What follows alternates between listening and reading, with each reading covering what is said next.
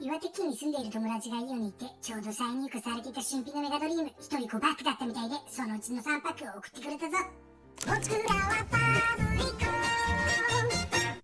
このパックに入っていて、パブリコが欲しいのはケンガーの MA、SAR、リザードの MA、ピカチュウの SAR、カイリーの SAR だ。